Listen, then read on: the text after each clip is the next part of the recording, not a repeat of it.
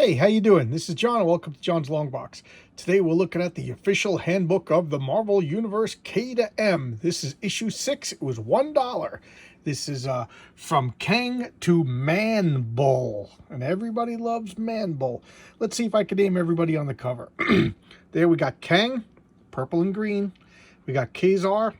We got Kraven the Hunter. I love that guy. Magneto, Madam Mask. Who is that? That's, I don't know, Multiple Man? Multiple Man? That's Lockjaw. Karnak. Yeah, there's more Multiple Men all over the place. The Mad Thinker. Let's take a look at the back. Oh, there's a lot on the back. We got Kingpin. We got Mercury, Melstrom, the Leader. I already said Claw, right? Karma, Loki, Killer Shrike. We got more Multiple Men. Machine Man. Carcass.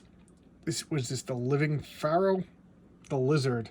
Living Laser, the Mummy, the Living Mummy, and Light Master, I think that's his name. Oh, and there's Man Bull right down there. All right, let's take a look at the comic.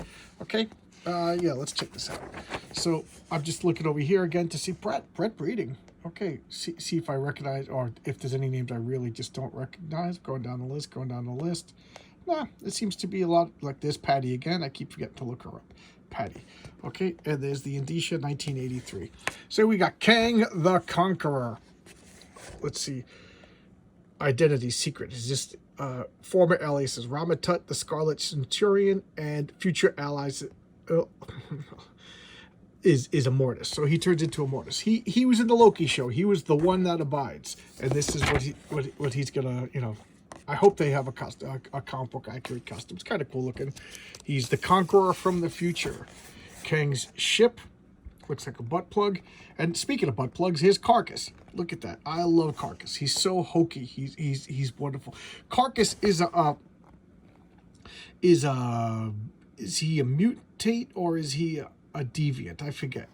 But he is like gentle. He's the gentle giant, but he looks horrible, and he's super strong, and he's destructive. You know, he's got potential for destruction.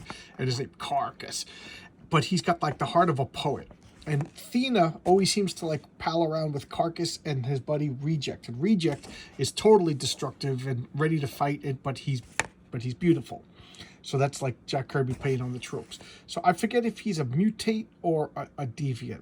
Mutates were like transformed into this. There you go. He showed up in Eternals number 8. I just love this character. He looks like a carrot being. Karma.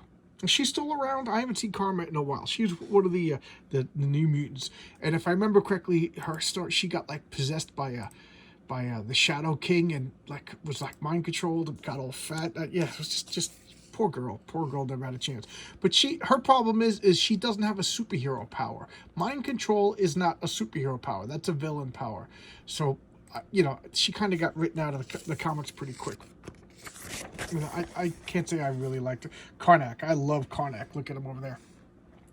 He's got like an enlarged skull. He's an Inhuman. Okay, let's start at the beginning. He's an Inhuman. He's one of the royal family, and he could like mentally scan any object or person and find its weakness, and then he does like his Inhuman version of martial arts. He sees the Shatterer, so he could shatter like a brick wall. He once found out like where the Hulk's weak spot was and punched the Hulk and knocked him down and stuff like that. He's pretty tough. An underrated character. I like him. And here's Carlella, the Queen of the Norns. Now, there is no equivalent of her in Norse mythology. They just made her up. The Norns are the three fates. You know, the past, present, and future, you know, and then she is their queen. So in the comic books, her power rivals that of Odin. So and Odin's always has to wheel and deal with her. He can't just order her around. She's not threatened by Odin, you know. So, you know, she's a power in her own right. But her only thing is she's always obsessed. She's in love with Baldur, or in lust with Baldur, or infatuated with Baldur, however you want to say it. So she's always, you know, lusting after him and, you know, things like that. So here she is, like, luxuriating a chair. I always like this character. But then again, I have a soft spot for all the Kirby characters. And this is Kazar. What's his name again? Lloyd Kevin Plunder. And his first appearance is X-Men 10. That's the modern version. Believe it or not, there was a Golden Age Kazar, kind of similar resemblance. You know, same name, but little different.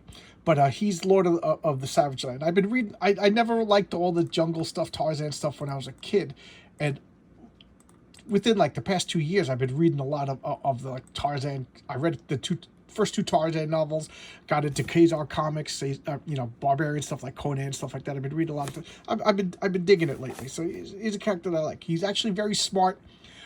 They say he has no superpowers, but he is fighting dinosaurs with a knife. So I'm gonna say like his exposure to vibranium must have like triggered something, because he's definitely stronger than a normal person, and his senses are very sharp. Killer Shrike. I love this costume. What a cool costume. I remember him from a Marvel team up. Okay, Rampaging Hulk #1. That was the magazine. Marvel, for whatever reason, Marvel flirted with magazines. They had like a Stan Lee, as much as he, every once in a while, in a moment of honesty, he would admit that he was still a little bit embarrassed by comic books, and he wanted to get like magazines. So throughout the 70s and early 80s, Marvel experimented with putting magazines on the shelf. There was like a category called like men's sweat magazines. It was basically like soft porn for men, and they had like, we always laugh at like the women's romance novels, but like the 70s men's sweat magazines had some very lurid covers. And then so a lot of the Marvel magazines were like put on the shelves next to them, and I never got a chance to look at them, because the vendors would always like tell kids to stay away. So there was like a Rampaging Hulk, which was a magazine that sold on those racks. I don't have, I do have Rampaging Hulk. I just didn't read it yet, so I don't know if there's any nudity. I would doubt it. But in the Savage Tales, there was some nudity in a couple of issues, like the early issue, I think #1, and that was like the only time. So I think Marvel was trying to figure out what they were doing. But but I like this guy. I remember him from Marvel Team Up. I just love this costume. It's just like a Batman mix. That black and gray is just so cool. And then these blades, not only are they knives, but he could like energize them and shoot like electrical blasts out of them. Pretty cool. I think he's a mercenary. Kingpin. Originally debuted in Spider-Man, but he became like Daredevil's big villain. I think he's a better fit for Daredevil than Spider-Man, but just so cool. Just a good gang villain, and he's not all of his fat is muscle. So what is he, a mutant? I don't know. And here we go. That's Ulysses Claw. Looks just like the guy in the movie, right? He had like the sonic weapon in the Black Panther movie, right? So they're getting there, and I think, did it explode or something like that? So maybe they're setting up that he's going to turn into a full-blown superpowered being. I don't know, but I always love this. He's made out of sound. What's it? Yeah, Ulysses Claw, and he's like a scavenger, and he found vibranium. So this has powered by vibranium and absorbs sound and redirects sound. And then his body was destroyed and absorbed by this thing, and then it reforms. He's made out of sound. It's just ridiculous, but it's so cool. So he's made out of like solidified energy, The Knights of Wundagore. Again, I'm surprised these guys haven't made a Marvel movie debut. They are the minions of the High Evolutionary. And what does he do? He takes all these animals and he evolves them and twists their DNA around into like a humanoid form and gives them armor. And then like teaches them like honor and like offshoots of Bushido and, warriors codes, so that they serve and don't fight him. And he keeps him his bodyguard. Pretty cool. I like that. There's Krang. Namor is the leader of Atlantis, but Atlantis is not unified. There's different factions. There's different colonies. And Kang is, I think he's the a warlord of Atlantis, and he rules he's a servant to or subservient to Namor, but he's always scheming and doing court intrigue to take away the throne away from Namor. So there he is. He's just like the typical royal family bad guy. Kraven the Hunter, Sergei Kraven. And he's a Russian aristocrat that likes to hunt. And he hunted Spider-Man. And then so he was a Steve Ditko's Stan Lee creation. And look at this wonderful design.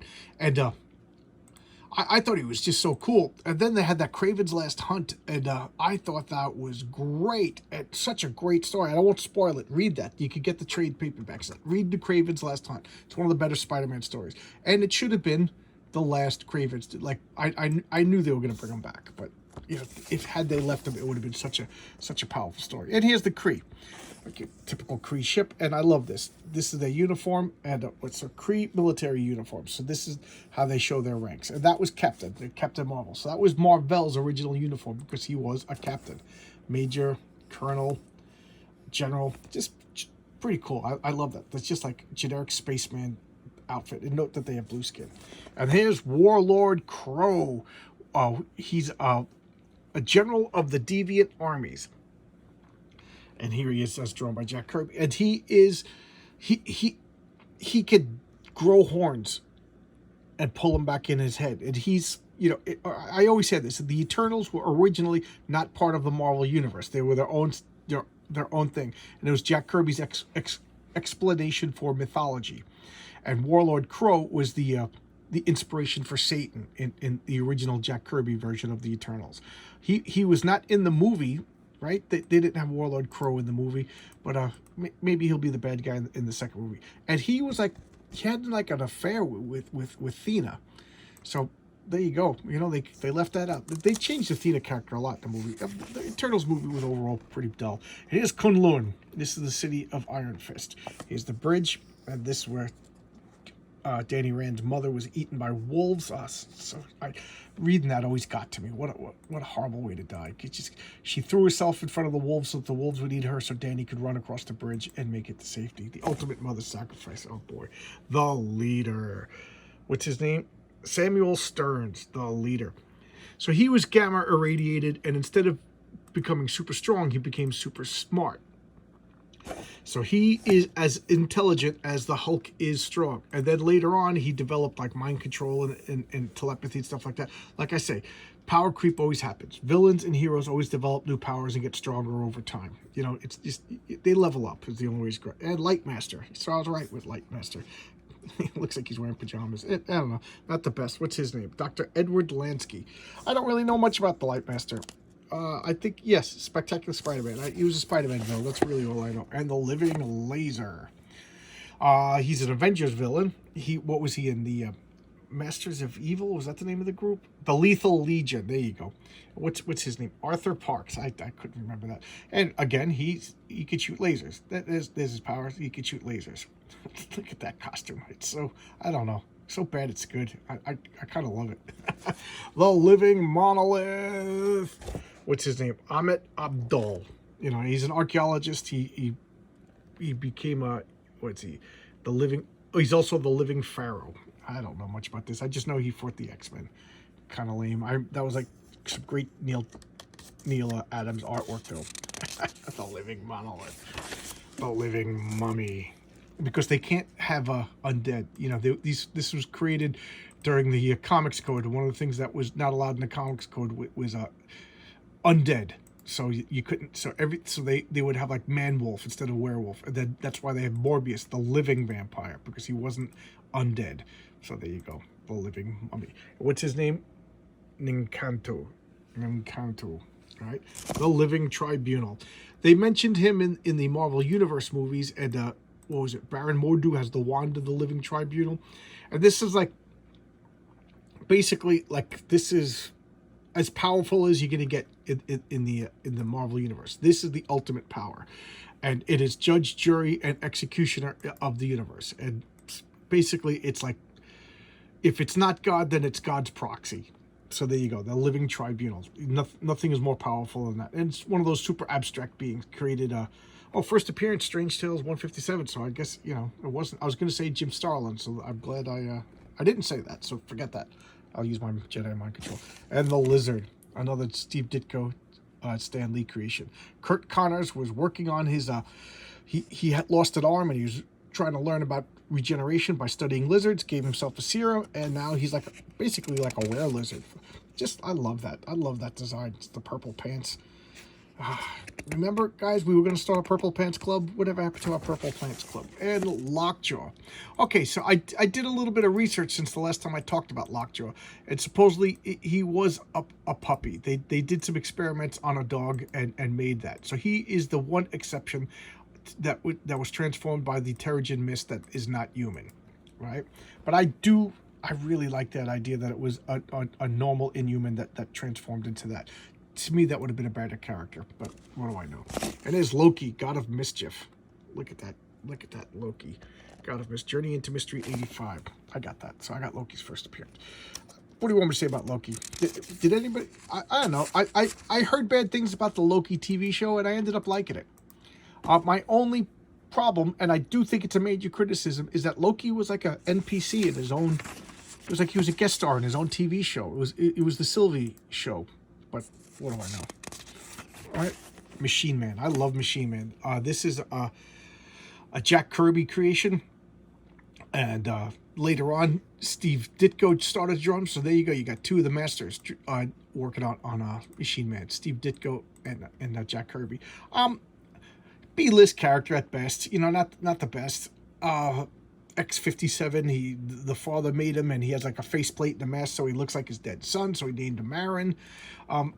You know, classic Pinocchio, just wants to be human, you know, and then his powers are gadget powers, whatever. I showcased Machine Man #1, but since I showcased that comic, I learned that his first appearance was in 2001, A Space Odyssey #8, so I might have to pick that up. I don't have that as of right now. Madame Mask. She's known to shield Countess Gulian Nefaria. So that's Count Nefaria's daughter, and she's like a Hydra boss. You know, her face got burnt, so she wears a mask, kind of like Doctor Doom. And then, you know, because of that, it creates like a mystique about her. And you know, she's like the Baroness from G.I. Joe. What else can you say other than that? She doesn't really have any powers. Madame Web. Cassandra Webb. Here's the thing about her is she was modeled after Stan Lee's wife, Joanna Lee, is that her name? And she did the voice in the cartoon. She actually debuted in the Spider-Man cartoons before the comic books. And now I think that there's a movie in development about her, starring Anna Kendrick or something like that. You know, I don't know. That's what I heard, but who knows? Is it still going on? I heard a lot of the Marvel movies got canceled. And then we got Madrox. He's better known as the Multiple Man. And his name is James Arthur Jamie Madrox. Giant size Fantastic Four #4. So he's a mutant. And anytime, like, he absorbs kinetic energy. So if you bump into him, he will, like, replicate and make, like, clones of himself. So he wears this crazy suit because... he can't control his power, like a lot of mutants. And then I guess he learned to control himself. He get the detective agency. That was like a Peter David comic, and I don't have it. I've been meaning to pick that up, and I kind of forgot all about it. So there you go. If anybody read that, let me know. Is it any good? And here's the Mad Thinker. His real name unknown. Fantastic Four #15. He's just a super genius. He didn't build the awesome android. He worked on it, but like Reed Richards built the awesome android. Then he took it over, and the Mad Thinker and the awesome android became like a team for a while. And he's just like loser Reed Richards is the only way to describe him, like disgruntled. Like if Reed Richards didn't have a family and stuff like that. You know? Melstrom. So he is a mutant and a deviant. So a mutant and a deviant, they got married, and they fell in love, and they do what mommies and daddies do, and they had a baby Melstrom. So he is a mutant and a deviant, and he could create like chaos storms, stuff like that. There was a great story with him in Quasar. Check out that Quasar story with Melstrom. So good, so good. That's really the only story I can think of. I know he was in Marvel 2-in-1. That was his debut, but then that helmet's kind of funny. It looks like an onion. But check out the Quasar story with him. It's so good. And Maelstrom's minions. So we got Helio, Phobius, Gronk, and Death Urge. Oh, and Magia. They couldn't say the Mafia, so they said the Magia. And here we had Silvermane, the header of the Magia, Count Nefaria, Whitney Frost, and Hammerhead. And he became a main supervillain. He got like... He's basically a rip-off Superman. I love that. That's probably my favorite single issues of all time, Avengers 165. It was my very first showcase. I think it was my very first showcase because I love that comic.